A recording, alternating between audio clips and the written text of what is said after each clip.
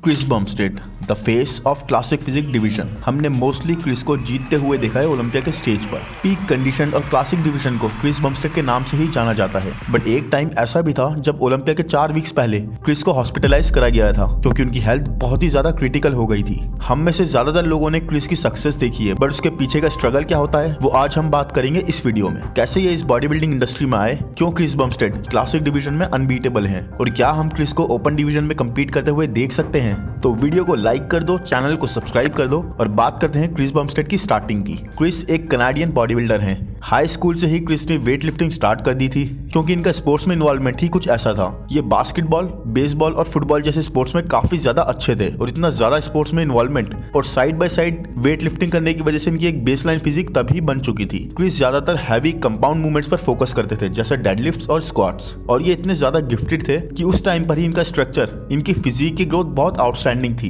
इन particular इनके legs की growth. और ये सरप्राइज भी नहीं है क्योंकि इनकी आइडल क्रिस के वर्ड्स में ही उस टाइम के legendary body builder Tom plots हैं, जो आज तक best legs, best squats in body building history के लिए जाने जाते हैं, जिन्हें फादर ऑफ क्वाड्स भी बोला जाता है। इसके अलावा क्रिस ने बैरी डीमैन, जो कि एक 80s के बॉडी बिल्डर हैं, और आर्नल्ड श्वार्ज़नेगर को भी एक इंस्पिरेशन की तरह से देखा। बट क्रिस की बॉडी बिल्डिंग करियर की शुरुआत हुई जब वो इयान वलैर से मिले। जी हाँ, इयान वलैर, वही जो ओपन डिवीजन में कम्पीट करते हैं। ये कभी मिस्टर ओलंपिया जीत तो नहीं पाए, बट आज जो क्रिस की सक्सेस है उसमें इनका बहुत बड़ा हाथ है। इयान वलैर भी कैनेडियन है और ये क्रिस बमस्टेड की सिस्टर के बॉयफ्रेंड थे उस टाइम पर, एंड ऑलरेडी प्रोफेशनली कम्पीट किया करते थे। जब वो क्रिस से मिले for the first time, he new कि क्रिस में वो पोटेंशियल है जो क्रिस को बहुत नाम कमा के दे सकता है। इसी रीजन से इयान ने क्रिस को भी ट्रेन करना शुरू किया for the professional body building. इससे पहले क्रिस ने कभी बॉडी बिल्डिंग नहीं की थी, he was always in shape, but this was his starting point. 19 साल की एज में क्रिस ने 2014 में अपने फर्स्ट प्रोफेशनल इवेंट में कम्पीट किया और अनडाउटेडली उन्हें जीत हासिल हुई, और एक एक करके क्रिस ने कनाडा के सारे स्टेट लेवल कॉम्पिटिशन्स खेले और उन्हें जीत भी लिया।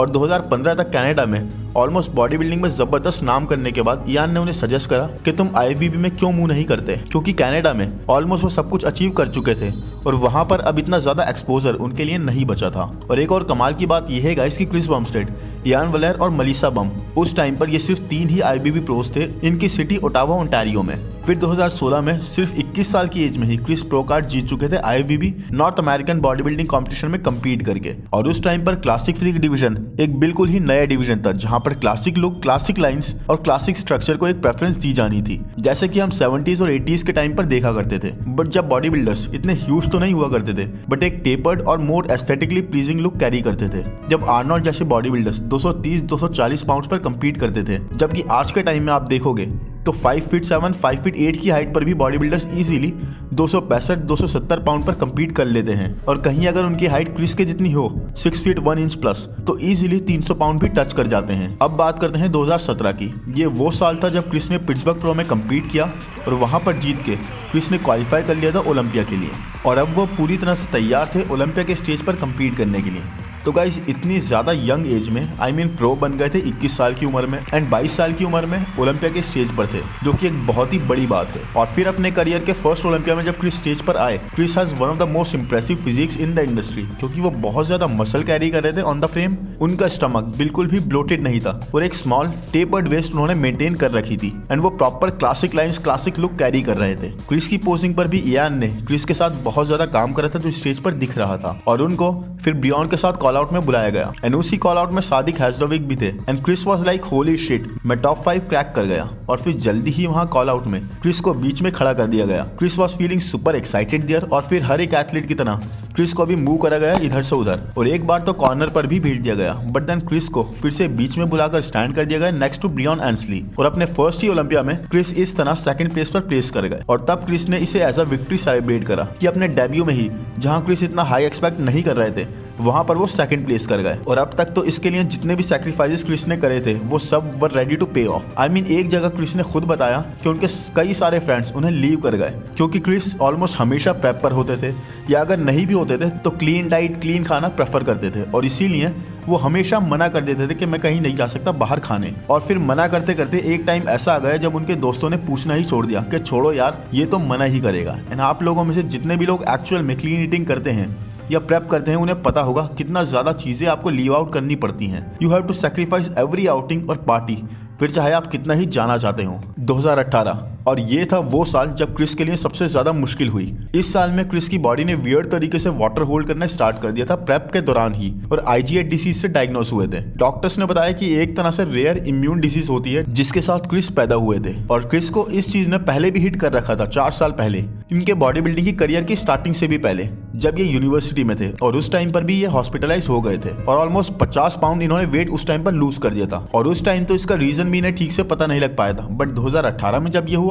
शो से पहले, उस वक्त ये 7 से 8 वीक्स आउट थे। एंड देन क्रिस ने सोचा कि वो बहुत ज्यादा फ्लाइट्स पर हैं, बहुत ज्यादा इधर से उधर उनका जाना हो रहा है, या उनका सोडियम इंटेक ज्यादा हो गया है, और क्रिस ने एक तरह से और भी ज्यादा पुश करा और टेस्ट या चेकअप नहीं करवाया। ये समझे कि ये जो भी है डाइट के मैसअप होने की वजह से हुआ है। एंड देन थोड़ा और स्ट्रिक्ट डाइट करी, एंड देन इन्होंने उस एडिड कार्डियो और स्ट्रिक्ट डाइट के बेस पर प्रोग्रेस करी और वेट लूज कर दिया। अगेन फिर जब वो उन्हीं दिनों सोकर उठे, उनका वेट फिर से 5 पाउंड तक बढ़ गया था, फिर से वाटर रिटेंशन हो रहा था, उनके मसल्स में स्पेशली क्वाड्स में और काफ्स के पोर्शन में फिर से काफी वाटर होल्ड हुआ था। और फिर उसके नेक्स्ट डे जब वो उठे, क्रिस ने जब वेट करा तो it was more than 15 pounds that day, और ये पूरा वाटर वेट था गाइस। ये बहुत ही स्कैरी सिचुएशन थी क्रिस के लिए। उनकी बॉडी इस सिचुएशन में थी कि कुछ ज्यादा ही वाटर होल्ड कर रही थी। और 2017 में सेकंड प्लेस के बाद इस साल क्रिस ने एक अच्छा ऑफ सीजन लिया था, और डाइट और अपने वर्कआउट पर बिल्कुल ऑन पॉइंट रखकर बहुत ध्यान दिया था, बहुत ही पॉजिटिव माइंडसेट के साथ प्रोग्रेस कर रहे थे। बट इस चीज ने उन्हें पूरा हिला कर रख दिया। पूरी बॉडी का स्ट्रक्चर ही चेंज था, हर जगह वाटर भरा हुआ था, ही वाज फीलिंग ब्लोटेड। और उसके बाद उन्होंने डॉक्टर को कंसल्ट करके टेस्ट करवाए। And then about 4 weeks out में, क्योंकि ये सिचुएशन तब इतनी ज्यादा खराब हो चुकी थी,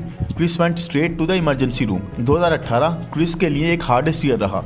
वो हॉस्पिटल में ऑलमोस्ट 6 दिन रहे, और डॉक्टर्स ने वहाँ क्रिस की किडनी बायोप्सी भी करी। और ये इन चीजों से इतना ज्यादा डर गए थे कि क्या ये दोबारा बॉडी बिल्डिंग कर पाएंगे, या कुछ ज्यादा सीरियस तो नहीं हो गया। क्योंकि गाइस प्रोफेशनली इस स्पोर्ट में अगर आप हो तो you have to use a lot of stuff, and जितने भी परफॉर्मेंस इनहेंसिंग ड्रग्स आपको यूज करने होते हैं, they all have their side effects. तो यस, ये सब टॉप एथलीट्स प्रॉपर टेस्ट करवाते हैं, हर एक चीज को अच्छे से विजन करा जाता है, बट उसके बाद भी एक खतरा हमेशा ही बना रहता है। जिस तरह से अभी रिसेंट टाइम्स में ही कई सारी डेथ्स कई बिग नेम्स एथलीट्स की सामने आई हैं। फिर जब रिजल्ट्स आए क्रिस के, तो डॉक्टर्स ने फाइनली कहा कि it's not related to body building, कोई ऐसी बड़ी चीज नहीं है, और he can continue with his career. उन्हें लेसिक्स प्रिस्क्राइब करी गई। गाइस, लेसिक्स एक बहुत ही स्ट्रॉन्ग डायरेक्टिक है। इस पूरे पीरियड में उन्होंने सिर्फ डाइट से ही थोड़ा स्टिक करा था, क्योंकि ट्रेनिंग तो उनकी पूरी तरह से इम्पैक्ट हो गई थी। He was now running behind the schedule. और फिर इन्होंने उस टाइम पर कीटो डाइट फॉलो करी, बहुत ज्यादा कैलोरिक डेफिसिट पे चले गए ताकि सारा वाटर फ्लश आउट हो जाए, जिसके लिए keto diet is very effective. Kidney की भी आपकी बहुत हेल्प होती है। कीटो में आप प्रोटीन कंजम्पशन भी कम कर देते हो। Plus the Lasix he was taking, और उस टाइम पर इनके फिर इलेक्ट्रोलाइट्स लेवल भी इतने कम हो गए थे कि इनके चेस्ट पर, इनके आर्म्स पर और इनके लेग्स पर भी आए वक्त क्रैम्प पड़ने लग गए थे। और इस वक्त इयान ने और इनकी सिस्टर ने इनका बहुत साथ दिया। वो अब बहुत ज्यादा डिस्करेज फील कर रहे थे शीशे में खुद को देखकर, feeling flat, losing weight with all the diuretics, और उसके बाद भी बॉडी में वाटर रिटेंशन पूरी तरह से कंट्रोल नहीं हो पा रहा था। और फिर क्रिस ने बताया कि उन्हें जब स्टेज पर आना था वो शेक कर रहे थे। It was terrible moment for him. Even back stage भी वो अपनी काव्स में, अपनी क्वाड्स में वाटर फील कर सकते थे। और उन्होंने बताया कि उन्हें पता था कि अगर वो स्टेज पर जाकर शेक करेंगे तो लोग समझेंगे कि मैंने अपनी फिजिक रूइन कर दी है, प्रेप मैसअप कर दी है, क्योंकि ना ही मैं उतना क्रिस्प था और साथ में शेकिंग। ये स्टेज पर एक पोस्ट करते थे और उसके बाद ही शेक करना स्टार्ट कर जाते थे। देन उन्हें फर्स्ट कॉल आउट में बुलाया गया, and Chris was like okay, मैं अच्छा कर रहा हूँ, I can still do this. उसके बाद क्रिस को और बियॉन को स्टेज पर दोबारा बुलाया गया आफ्टर फर्स्ट कंपैरिजन, जिसका मतलब गाइस सिर्फ एक ही था कि ही मेड इट। और फिर उनके अंदर वो एनर्जी, वो ऊर्जा का संचार हुआ। उस टाइम उनकी फैमिली के सब लोग रो रहे थे back stage. He had water, और उसके बाद भी ही मेड इट। और ये सब प्री जजिंग की बात है। और फिर नाइट शो के लिए he was prepared, he felt confident. फिर इयान ने क्रिस की डाइट में और चेंजेस करी, जो फाइनल कुछ मील्स थे, और कार्डियो वगैरह ऐड करके he tried to come in sharper, और क्रिस फिर से सेकंड प्लेस पर मूव कर गए। लेकिन जब 2018 में क्रिस की सेकंड प्लेस आई तो उन्होंने इसे एज अ फेलियर कंसीडर करा, जैसे वो कुछ भी इंप्रूव ही नहीं कर पाए हो लास्ट ईयर से। तो गाइस, यहाँ नोट करने वाली बात ये है कि इतनी एक्सट्रीम सिचुएशन में भी क्रिस डटे रहे। 2019 के ओलंपिया में प्री जजिंग जब हो रही थी तो वो क्रिस के लिए एक बहुत बड़ी मूवमेंट थी। इस वक्त वो अपनी इंप्रूवमेंट से, अपनी कंडीशन से, अपनी हेल्थ से, सब चीजों से कॉन्फिडेंट थे स्टेज पर जाते हुए। हर चीज अपनी जगह पर फॉल इन कर चुकी थी। लास्ट ईयर की प्रॉब्लम की वजह से क्रिस को अपनी कंडीशन का और पहले से ही उसे हैंडल करने का तरीका पता लग चुका था। इस बार क्रिस ने किसी चीज को बीच में नहीं आने दिया। उसके बाद जब फाइनल्स का टाइम आया और जजेस ने अनाउंस करा 5th, 4th एंड 3rd, और उन तीनों में ही क्रिस का नाम नहीं था, तो फिर से एक बार बियॉन और क्रिस स्टेज पर थे। एंड क्रिस के हिसाब से उस टाइम पर वो ब्लैंक चले गए थे, क्योंकि पहले भी ये चीज हो चुकी थी। बट इस बार उन्हें अपनी प्रिपरेशन से, अपनी सिचुएशन से ज्यादा उम्मीदें थी, एंड जो हुआ वो सब जानते हैं। क्रिस ने डिफीट कर दिया था 2 टाइम्स क्लासिक फिजिक चैंपियन ब्रियॉन एंसली को। और जब क्रिस ने 2019 में फर्स्ट टाइटल जीता, लगातार 2 साल ब्रियॉन एंसली से हारने के बाद उनकी विक्ट्री से ब्रियॉन एंसली के कोच क्रिस कॉर्मियर और ब्रियॉन काफी हद तक खुश नहीं थे और उन्हें नहीं लगा कि क्रिस बमस्टेड ब्रियॉन एंसली से इतने ज्यादा बेहतर थे। And to be honest guys, उस साल कॉम्पिटिशन था ही कुछ ऐसा।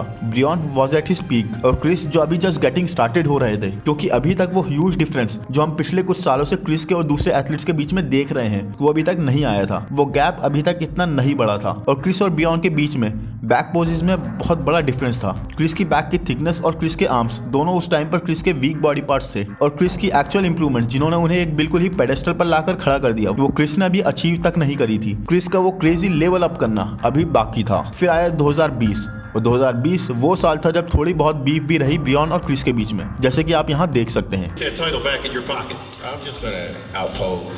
ब्रियॉन से पूछे जाने पर ही सेड मैं क्रिस को आउटपोज कर दूंगा और मैं हर जगह पर हर पोज में क्रिस को बीट करूंगा। मैं ज्यादा कंप्लीट हूँ। बट गाइस वो साल क्रिस का इनक्रेडिबल था। 2020 में आते हुए क्रिस ने बहुत सारी इंप्रूवमेंट्स कर ली थी। I mean yes he won in 2019 but Chris को ये पता था कि वो हर बैक शॉट में डिस्ट्रॉय हो रहे थे ब्रियॉन से। और इस साल क्रिस के पास टाइम था। ही डेफिनेटली मेड इंप्रूवमेंट्स और क्रिस की बैक जो एक वीक बॉडी पार्ट था अब इस साल में आते आते क्रिस ने एक सिग्निफिकेंट लेवल तक इंप्रूव कर ली थी। I mean guys, can you believe कि ये सिर्फ एक साल की इंप्रूवमेंट्स है? क्योंकि क्रिस को एज अ रिटर्निंग चैंपियन ये दिखाना था कि वो डिजर्व करते थे टॉप स्पॉट पर रहना। और इस साल ब्रियॉन भी इंप्रूव आए थे बट क्रिस की इंप्रूवमेंट्स एक क्रेजी लेवल की थी। He had added size, he had added thickness, क्योंकि स्ट्रक्चरली क्रिस के पास वो सब था। वो लाइंस, वो स्ट्रक्चर, वो वैक्यूम जो क्लासिक में एक स्टेपल की तरह देखा जा रहा था। Long arm, tall classic look. जबकि गाइस ब्रियॉन के पास भी एक स्मॉल वेस्ट थी और एक इंसेन क्रेजी बैक और मसल मैच्योरिटी ब्रियॉन के पास उनकी एज की वजह से और स्पोर्ट में लंबे टाइम से रहने की वजह से बहुत ही ज्यादा है। बट ब्रियॉन के पास वो ब्रॉड स्ट्रक्चर नहीं था जो क्रिस को एक एज दे रहा था। ब्रियॉन एक लिमिट हिट कर चुके थे अपने वेट से और एक तरह से अपने पूरे पोटेंशियल को यूज कर चुके थे। और ब्रियॉन के लिए और ज्यादा इंप्रूवमेंट्स करने का मतलब था कि और मसल ऐड करना, क्योंकि जिस तरह से ब्रियॉन स्टेज पर आते थे पील्ड और मैक्सिमाइज पोटेंशियल के साथ, उस तरह से और मसल ऐड करने के लिए उनके पास कोई बफर था ही नहीं। और इस बारे में तो हम डिटेल में बात करेंगे आगे ही इस वीडियो में। क्रिस की 2020 की जो विक्ट्री थी वो बहुत ही ज्यादा डोमिनेटिंग थी और ब्रियॉन और टाइटल के बीच का डिफरेंस अब एक ह्यूज लेवल तक बढ़ गया था, क्योंकि इस साल ब्रियॉन थर्ड पर आ गए थे क्योंकि टेरेंस रफिन उनकी जगह ले चुके थे सेकंड प्लेस पर। देन कम्स 2021 और इस साल क्रिस लास्ट ईयर के कंपैरिजन में इन टर्म्स ऑफ कंडीशनिंग थोड़े सॉफ्ट थे। बट ऐसा नहीं था कि क्रिस स्टेज पर ऑन नहीं थे। इट्स जस्ट 2020 में क्रिस ने इतनी इंप्रूवमेंट्स करके दिखा दी थी कि इट वाज लाइक इस बार क्रिस के आर्म्स कैसे होंगे, इस बार क्रिस की बैक कैसी होगी। ये बस ऐसा नहीं था जैसे लास्ट ईयर सबने बोला था, ओ माय गॉड क्रिस ने ये क्या कमाल कर दिया। एंड इस डिवीजन में आई थिंक अब तक ये डिसाइड हो रहा था कि व्हाट दे वांट, क्योंकि ऑनेस्टली गाइस जिस तरह की लाइंस और स्ट्रक्चर टेरेंस होल्ड कर रहे थे इन 2021, एक टफ कंपैरिजन था क्रिस और टेरेंस के बीच में। और अगर टेरेंस की हाइट थोड़ी लंबी होती और वो स्कोप होता 10 से 15 पाउंड और अपने फ्रेम पर और ऐड कर पाने का, then I totally believe undoubtedly Terrence एक बहुत ही ज्यादा बड़े चैलेंजर बन जाते। और ये क्लियर था कि अगर क्रिस ऑफ आ गए या थोड़े भी लैग कर गए, टेरेंस उसे कैपिटलाइज करके मूव अप कर जाएंगे। ब्रियॉन इस साल भी बहुत ज्यादा अमेजिंग आए थे वैक्यूम नेल करके और इस साल तक उनका एक one of the best shape था। उनकी कंडीशनिंग और शेप दोनों ही काफी सुपीरियर थे। और टेरेंस के बाद एक्चुअल में ब्रियॉन वाज द सेकंड एथलीट जो इतने अमेजिंग थे उस टाइम पर स्टेज पर। वो इतने अच्छे कंडीशन और स्ट्रक्चर के साथ आए थे बट क्रिस फिर भी उन दोनों से बहुत ज्यादा आगे थे और इस तरह क्रिस ने थर्ड टाइटल अपने नाम कर लिया। देन इस साल का तो हम जानते ही हैं क्रिस के और बाकी सारे कंपेटिटर्स के बीच का गैप कितना ज्यादा बढ़ गया है। ये पहला साल था क्रिस के प्रोफेशनल करियर की स्टार्ट से जब उन्हें इयान ने कोच नहीं करा, बट क्रिस गए भी तो द वेरी बेस्ट के पास और ऐसा लग रहा था कि क्रिस अब क्या इंप्रूवमेंट्स करेंगे। I mean he maximise his potential. Chris already unbeatable थे, एक कंप्लीट चैंपियन, एक डोमिनेटिंग चैंपियन, लेकिन नहीं, क्रिस और हैनी रैम्बोट इस बार एक ऐसा पैकेज लेके आए जो क्रिस का अब तक का सबसे बेस्ट पैकेज था। कंडीशनिंग नेक्स्ट लेवल थी। आप ये साइड पोजीशन में अगर देखोगे पहले के कंपैरिजन में तो आप रियलाइज करोगे how freakishly amazing condition Chris brought this year. Final call out सिर्फ एक नाम का ही था क्योंकि क्रिस और रामोन के बीच कोई भी ऐसा पोज नहीं था जहां Chris was being beat. Chris was untouchable this year और अब आगे भी ऐसा ही होना है। फिर कई बातें जो कई सालों से सुनने में आ रही थी क्रिस के ओपन क्लास में कम्पीट करने की, उस पर भी हमें थोड़ी क्लैरिटी मिली, जहां क्रिस ने बताया कि वो शायद रिटायरमेंट से पहले एक बार जस्ट फॉर फन कम्पीट करेंगे ओपन कैटेगरी में, या फिर जब वो ऑफ सीजन में होंगे और 15 से 20 पाउंड हैवियर वे कर रहे होंगे तब शायद वो जस्ट फॉर फन कम्पीट कर लेंगे क्लासिक के लिए कट करने से पहले। बट कभी भी सीरियसली जस्ट ओपन के लिए प्रेप वो नहीं कंसीडर करेंगे क्योंकि नंबर 1 उनके लिए 20 से 25 पाउंड एक्स्ट्रा गेन करना इज वेरी डिफिकल्ट उनके फ्रेम पर उनके लिए उनके हिसाब से ये एक बहुत बड़ा इशू रहा है। एंड सेकंड, ओपन के लिए सीरियस प्रेप का मतलब more muscle, more size and more PED use, जिसे वो अवॉइड करना प्रेफर करेंगे। Chris Bumstead actually believes that pro bodybuilding is too extreme to remain healthy, और उनकी मेन प्रायोरिटी यही है कि how to be healthy in the long term, क्योंकि उनके साथ कई हेल्थ इश्यूज ऑलरेडी हो चुके हैं जो अभी तो नहीं, बट अगर चीजों को थोड़ा कंट्रोल में नहीं रखा गया तो can take a very dangerous phase. तो ऑनेस्टली गाइस, अगर टायरस की हाइट थोड़ी भी बड़ी होती तो जैसा पोटेंशियल जैसी लाइंस टायरस ने दिखाई है 2021 में, और वो भी सिर्फ बीइंग 5 फीट 5 इंचेस, तो वो डेफिनेटली एक बहुत ही बड़ी थ्रेट होते हैं क्रिस के लिए। क्रिस की हाइट पर क्रिस को अगर ओपन में compete करना पड़े एक कंपेटिटिव पोजीशन के लिए, तो ही विल हैव टू ग्रो 20 से 25 pounds more, and that is very difficult for Chris. तो गाइज, ये आपने देखा क्रिस बमस्टेड की बायोग्राफी का पार्ट 1। ये बहुत लंबा वीडियो हो जाता है, इसलिए मैंने इसको 2 पार्ट्स में डिवाइड करा, और जल्दी ही सेकंड पार्ट भी आपको इस चैनल पर देखने को मिलेगा। चैप्टर्स अभी बहुत सारे बाकी हैं, बहुत सारे अनफोल्ड होने हैं, because there are lot of things to capture. यहाँ पर हम देखेंगे क्रिस बमस्टेड को आगे जाकर किसने बैटल दी, कौन था एक्चुअल में जिसने क्रिस को कई सारे पोजेस में बिल्कुल बराबर आके खड़ा हो गया। वो थे गाइज माइक सोमरफील्ड, लेकिन इस बारे में आगे की वीडियो में बात करेंगे। साथ में हम ये भी बात करेंगे कि क्रिस ने कैसे अपने रिटायरमेंट अनाउंस करा और उसके बाद एक बार अपने फैंस के लिए ओपन डिवीजन में compete करते हुए दिखे। हर चीज़ को हम डिटेल में डिस्कस करेंगे, लेकिन अभी के लिए गाइज वीडियो को यही खत्म करते हैं। आई रियली होप वीडियो आपको पसंद आया होगा। पसंद आया है तो प्लीज़ लाइक कर दो, चैनल को सब्सक्राइब कर दो। कमेंट सेक्शन में ज़रूर बताओ कि आपकी क्या ओपिनियन है क्रिस बमस्टेड की इस बायोग्राफी के बारे में, क्या चीज़ें और ऐड करी जानी चाहिए सेकंड पार्ट के अंदर। और जल्दी ही मिलते हैं नेक्स्ट वीडियो में। Thank you, bye bye.